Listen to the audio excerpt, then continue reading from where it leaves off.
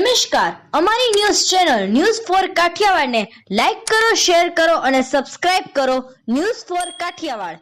નમસ્કાર. તાલુકા કક્ષાથી નીકળતી ગુજરાતની ગૌરવપૂર્ણ રથયાત્રા એટલે બોટાદ જિલ્લાના ગઢડા સ્વામીના ખાતે નીકળતી ભગવાન શ્રી જગન્નાથજીની રથયાત્રા છે. ટ્રેક્ટરમાં સુશોભિત 50મી વધારે ફ્લોટ્સ આકર્ષક ઊભું કરશે.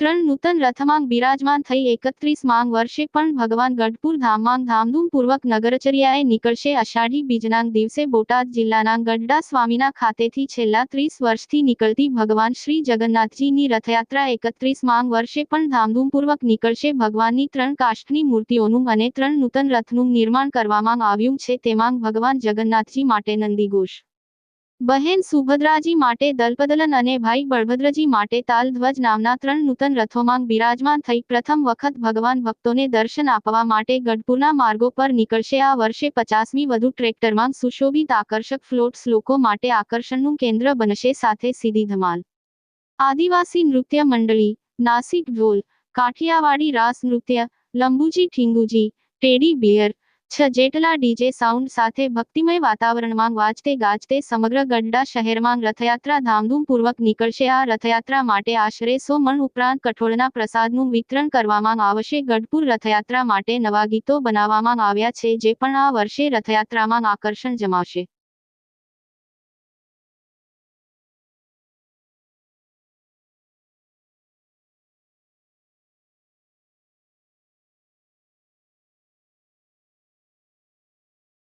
મારું નામ ચંદ્રકાંત ભાટીકરા, ગઢડા જગન્નાથજી રથયાત્રા સમિતિના પ્રમુખની મારી જવાબદારી.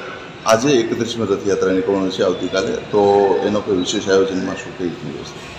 આ વખતે આપણી ગઢડાની અંદર રથયાત્રા 30 વર્ષ પૂર્ણ કરી અને 31મા વર્ષમાં પ્રવેશ કરી રહી છે. ગઢડાની અંદર આ વખતે અમે 3 રથનું આયોજન કર્યું છે. જે રીતે જગન્નાથપુરીની અંદર 3 રથની અંદર ભગવાન બિરાજમાન થઈ, ભગવાન જગન્નાથજી, સુભદ્રાજી અને બલભદ્ર છે.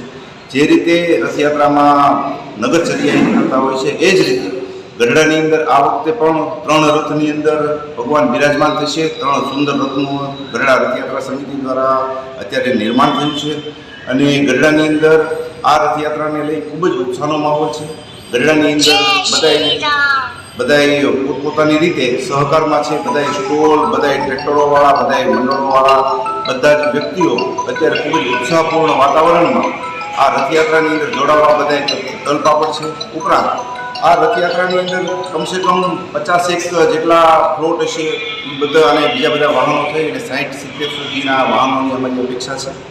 ઉપરાંત આની અંદર રાસ મંડળીઓ, નૃત્ય મંડળીઓ, તમામ પ્રકારની ઇવેન્ટો, ઉપરાંત બધી જે અખાડા અને બધું હોય છે તે પણ બધું આની અંદર જોડાશે. બેન્ડવાજા અને ડીજેની સુરાવલી વચ્ચે આ વખતે ભગવાન જય રણછોડ માખણછોડના નારા વચ્ચે આ ગઢડાની અંદર નગરચર્યા